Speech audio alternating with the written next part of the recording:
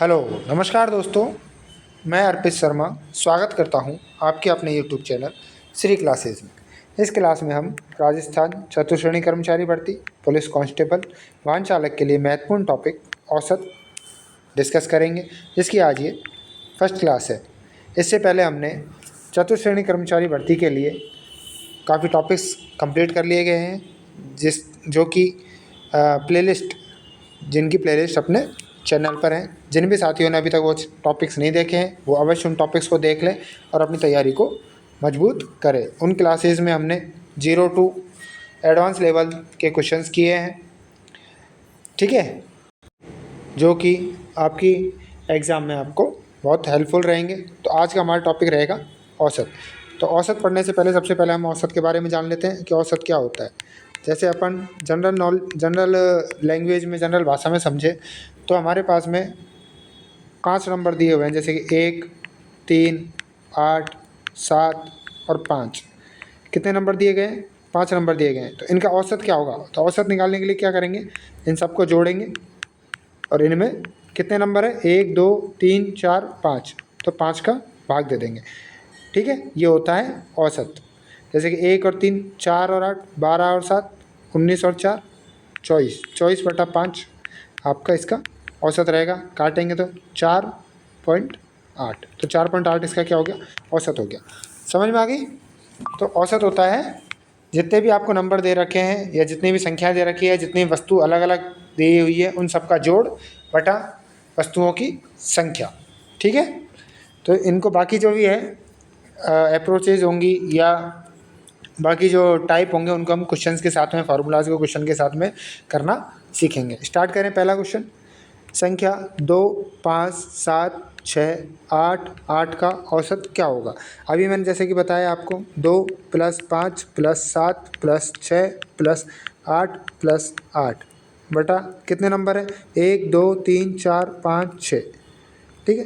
तो 6 नंबर है, 6 का भाग दे देंगे। 2 और 5 7, 7 और 7 14 और 6 20, 20 और 8 28 और 8 36, 36/6। तो इसका औसत क्या हो गया, 6 बार कटेगा, 6 इसका औसत हो गया। यही आपका आंसर हो गया। समझ में आ गई? बढ़े अगले प्रश्न की ओर।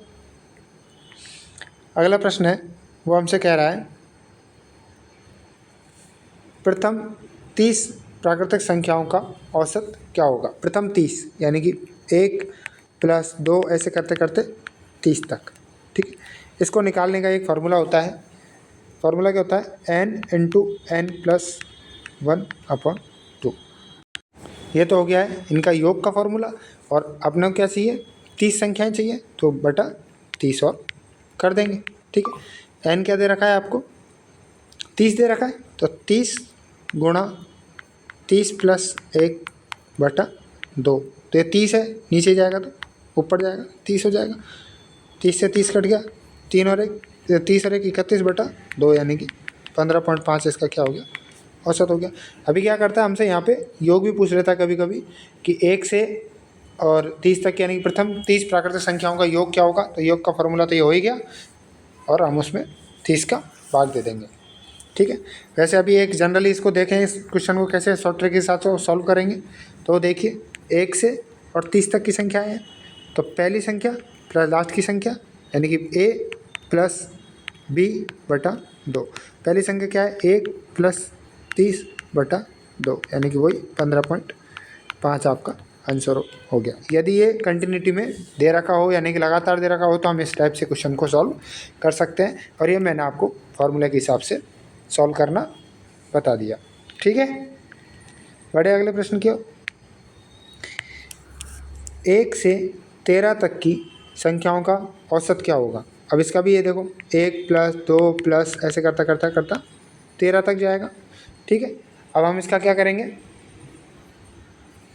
योग निकालने के लिए n × n + 1/2 यानी कि 13 × 14/2। संख्या कितनी है, 13 है, 13 से 13 कट गया और ये 7 आ गया। एक तो ये तरीका है, ठीक है। इस तरीके से हम हर बार नहीं करेंगे, ये मैंने आपको समझाने के लिए दोबारा इसलिए किया है। अगली अब क्या करेंगे, a कितना है, 1 है, प्लस लास्ट का कितना है, 13 है बटा 2 यानी कि 14/2। ये हो गया आपका 7 औसत, ठीक है। औसत क्या हो गया आपका 7 हो गया, इसका आंसर 7 रहेगा। ठीक है, समझ में आ गई। ये फॉर्मूला था, इसको समझाने के लिए मैंने आपको ये वापस से करवाया है। राम, मोहन और सोहन की औसत आयु 25 वर्ष है तथा मोहन और सोहन की औसत आयु 20 वर्ष है। तो रमन की औसत आयु क्या होगी? रमन है ये, तो रमन प्लस मोहन प्लस सोहन की औसत आयु आपको दे रखी है 25। आदमी कितने हैं? 3 है, तो किससे मल्टीप्लाई करेंगे इसको? योग निकालने के लिए 3 से करेंगे। कितना आ गया? 75। तो इन तीनों की आयु का योग क्या हो गया? 75 हो गया। नीचे क्या दिया हुआ है? मोहन प्लस सोहन दिया है। आदमी कितने हैं? 2 हैं। ठीक है, इनका योग क्या, औसत क्या दे रखा है? 20 दे रखा है, तो इनका योग क्या हो जाएगा? 20 गुणा 2 यानी कि 40। तो जब तीनों का योग आपको 75 दे रखा है और इन दो का योग 40 दे रखा है, तो इसमें से रमन बच गया।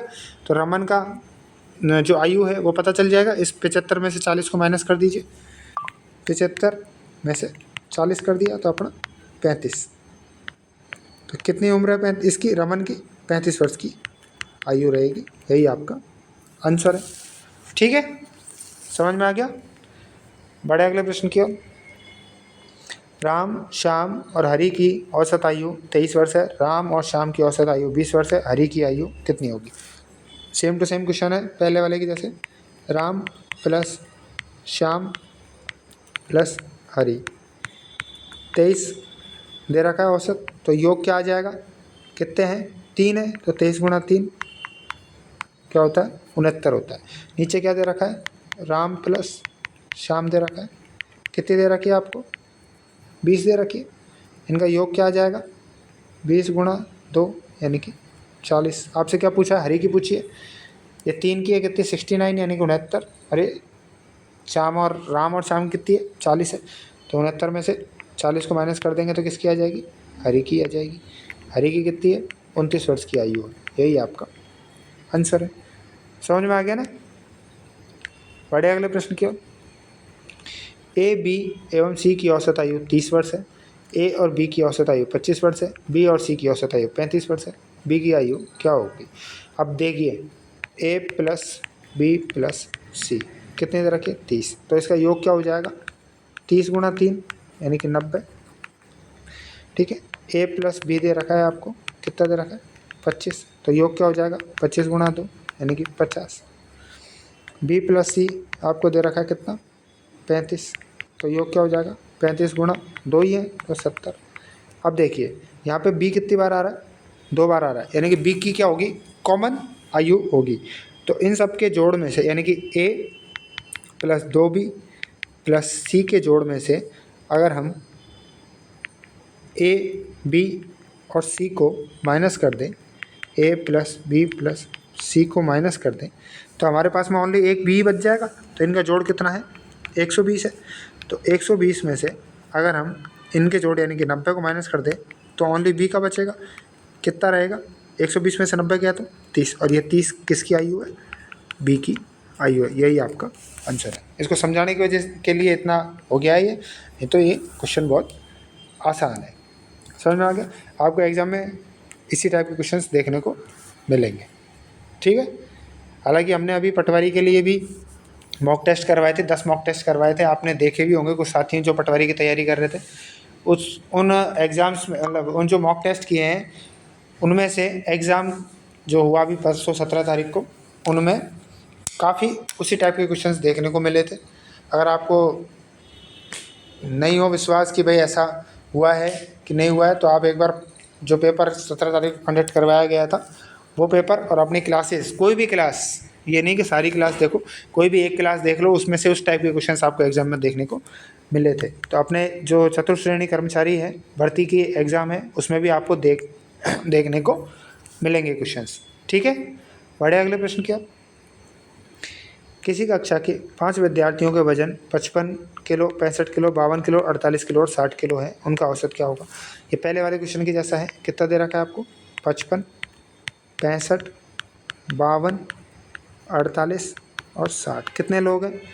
5 है, तो बटा 5 कर देंगे जोड़िए, 8 और 2 10, 10 और 5 15 और 5 20, हासिल 2, 6 और 2 8, 8 और 4 12, 12 और 5 17, 17 और 6 17 6 23 और 5 28/5, कट कर लो, कितना हो गया, 5 बार 3 30, 6 बार, ठीक है। तो औसत क्या है इसका, कितना है, 56 किलो का औसत आपके बनेगा इनका, ठीक है। औसत ही पूछा आपका, 56 किलो औसत रहेगा, समझ में आ गई। बढ़े अगले प्रश्न की ओर। 12 परिणामों का औसत 25 है और 20 परिणामों का औसत 30 है, तो पर सभी परिणामों का औसत क्या होगा, तो 12 का, तो 12 बराबर कितना दिया हुआ है, 25, तो टोटल क्या हो जाएगा, 12 गुणा 25, टोटल कितना हो गया, करो, 25 दूना 50, हासिल लगी 5, 25 और 25 से कम 25 और 5 30, ठीक है। अगला दे रखा है आपको 20 परिणामों का औसत कितना दे रखा है, 30 दे रखा है, तो 20 गुणा 30 यानी कि योग निकालने के लिए, ठीक, कितना हो गया, 600 हो गया, टोटल कितने हो गए, 900 हो गया, और परिणाम कितने हैं, 32 है, तो योग में 32 का यानी कि संख्याओं का भाग दे देंगे, तो क्या आ जाएगा आपका, नया औसत आ जाएगा, कट करो, 4 से करेंगे 8 बार, 4 दूनी 8, 4 दूनी 8, 4 पंजे 20, यानी कि 225/8 आपका इसका औसत आ जाएगा। अगर ये ऑप्शन में दे रखा हो तो ठीक है, नहीं दे रखा हो तो 225 में 8 का भाग दे के कंप्लीट कर देंगे। 8 दूनी 16, कितना बच गया, 6, 8 आउटी 64, 1/8, 28 से 1/8 आपका औसत हो जाएगा, समझ में आ गया। बढ़े अगले प्रश्न की ओर। 5 क्रमागत संख्याओं का औसत 125 है, अंतिम संख्या क्या होगी। अब देखिए क्या दिया हुआ है इस क्वेश्चन में, 5 क्रमागत, तो 2 तरीके से इस क्वेश्चन को सॉल्व कर सकते हैं। एक तो करेंगे x मान के, कोई संख्या x है, अगली क्या होगी, x+1 होगी, अगली क्या होगी, x+2 होगी, अगली x+3 होगी, और अगली क्या होगी, x+4 होगी, बटा 5, कितना दिया हुआ है आपको, 125 दिया हुआ है, 1 2 3 4 5x प्लस 1 और 2 3 और 3 6 और 4 10/5, कितना दे रखा है आपको, 125 दे रखा है। यहाँ से क्या करेंगे, ऊपर से 5 कॉमन ले लेते हैं, तो x+2/5 बराबर 125, 5 से 5 कट गया, x+2 बराबर क्या दे रखा है आपको, 125 दे रखा, तो x बराबर क्या आ जाएगा, 123 आ जाएगा। तो पहली संख्या क्या हो गई, 123, अगली हो गई 124, अगली हो गई 125, ये हो गई 126 और ये हो गई 127। तो सबसे बड़ी यानी कि अंतिम संख्या क्या हो गई, 127 हो गई। ये तो हो गया लॉन्ग तरीका, ठीक है, ये तो हो गया लॉन्ग मेथड। अब आप क्या करेंगे, एक शॉर्ट मेथड और बता देता हूँ मैं आपको। जब भी आपको यहाँ विषम संख्या दी हुई हो या आपको सम संख्या दी हुई हो, पहले तो विषम का देख लेते हैं। विषम संख्या दी गई है तो विषम क्या है, n मान लेते हैं +1/2, ठीक है। n कितना है, 5 + 1/2 यानी कि तीसरी संख्या। तो पहली, दूसरी, तीसरी, चौथी, पाँचवीं, यानी कि तीसरी संख्या आपको क्या दे रखी है यहाँ पे, औसत दे रखी है, यानी कितनी है, 125। क्रमागत है तो अगला क्या होगा, 126 और 127, ठीक है। तो बड़ी संख्या क्या हो जाएगी, 127 हो जाएगी, यानी कि 5 संख्या दे रखी है तो तीसरी औसत होगी, क्योंकि 2 एक साइड छोड़ दी, 2 एक साइड छोड़ दी, बीच की बच गई, ठीक है। ये तो हो गई विषम संख्या वाली। सम संख्या वाला अगर कोई क्वेश्चन आता है तो सम संख्या उसमें अपन डिस्कस करना सीखेंगे, ठीक है। बढ़े अगले प्रश्न क्या,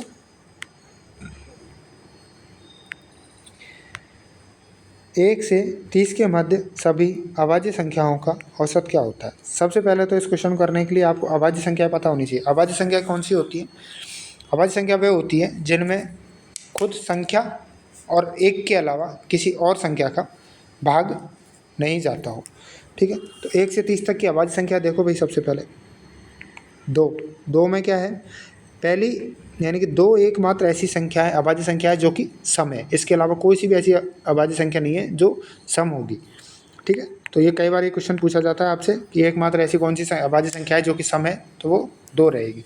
पहली संख्या होगी 2, 3 4 में चला जाता है, 5 6 में चला जाता है, 7 8 में जाता है, 9 में जाता है, 10 में जाता है, 11 12 में जाता है, 13 14 15 16 में जाता है, 17, 18, 19 में, 20, 21 में जाता है, 22 में जाता है, 23 में भाग नहीं जाता किसी का, 24 में जाता है, 25 में जाता है, 26 में जाता है, 27 में जाता है, 28 में जाता है और 29 में नहीं जाता, और 30 तो है ही है। इन सब संख्याओं का आपको क्या करना है, औसत निकालना है, यानी कि इन सब संख्याओं को जोड़ेंगे और इनके कितने नंबर हैं ये, उन सब का भाग दे देंगे। 1, 2, 3, 4, 5, 6, 7, 8, 9, 10। ठीक है, 10 का भाग दे देंगे, जोड़ें भाई। 3 और 2 5, 5 और 5 10, 10 और 7 17, 17 और 11 28, 28 और 11 28 और 13 41, यहाँ तक की लिख लो एक बार के लिए, 41। अब जोड़ो, 9 और 3 12, 12 और 9 12 और 9 21, 21 और 7 28 का 8 कहाँ से लगी, 2, 2 और 2 4, 2 6, 1 7 और 1 8, यानी 41 और 88 जोड़ेंगे, 8 और 1 9 12, यानी कि 129 आपका योग हो गया है। कितना हो गया, 129 योग हो गया। संख्या कितनी बन रही थी, 10 बन रही थी, 10 का भाग दे दिया, कितना बन गया औसत, 12.9। 12.9 आपका क्या हो गया, ये 1 से 30 तक की अभाज्य संख्याओं का औसत हो गया है। ठीक है, सही जोड़ा है ना अपन ने। ठीक है, बढ़े अगले प्रश्न की ओर। तो आज की क्लास हमारी यहीं कंप्लीट होती है। ठीक है, अपन कल कुछ नए एडवांस क्वेश्चंस के साथ में फिर मिलते हैं इस क्लास में। और आपको कोई भी प्रॉब्लम्स हो क्वेश्चंस से रिलेटेड, मैथ्स के क्वेश्चन से रिलेटेड, तो कमेंट बॉक्स में आपकी प्रॉब्लम को लिख दीजिएगा, जैसा भी होगा उसका सॉल्यूशन कर दिया जाएगा। ठीक है, साथ ही इस चैनल पे राजस्थान कला संस्कृति की क्लासेस चल रही हैं। जैसा कि पटवारी का एग्ज़ाम अभी हो गया, उसमें कला संस्कृति के हमारे चैनल पे 6-7 क्लासेस हुई हैं अभी तक, जिसमें लोक देवता, लोक देवी और प्रमुख संत करके कुछ 5-6 टॉपिक्स हैं, वो कवर करवा दिए गए थे, जिनमें पटवारी के एग्ज़ाम में सेकंड शिफ्ट में जो भी क्वेश्चंस उन टॉपिक से आए थे वो अपनी क्लासेस से मिले थे, जिसकी हमने एक वीडियो भी छोटी सी बना के 4-5 मिनट की और आपको इसमें अपलोड कर रखी है प्रूफ के साथ में। तो जो भी साथी ने अभी तक नहीं देखी है वो एक बार देख लें, और कला संस्कृति की क्लासेस पढ़ना चाहे वो आराम से उन क्लासेस को ले सकता है। ठीक है, फिर मिलते हैं। जो भी साथी ग्रुप डी की तैयारी कर रहा है उसके लिए भी हमने मॉक टेस्ट स्टार्ट कर दिए हैं। पहला मॉक कल करा दिया गया था, आज शायद आज अपलोड कर दिया गया है सुबह, और कंटिन्यूसली मॉक करेंगे, जिससे क्या एग्ज़ाम में आपको क्वेश्चन अटैम्प्ट करने में दिक्कत नहीं होगी। ठीक है, चलो फिर मिलते हैं कल। Thanks for watching. जय हिंद, जय भारत।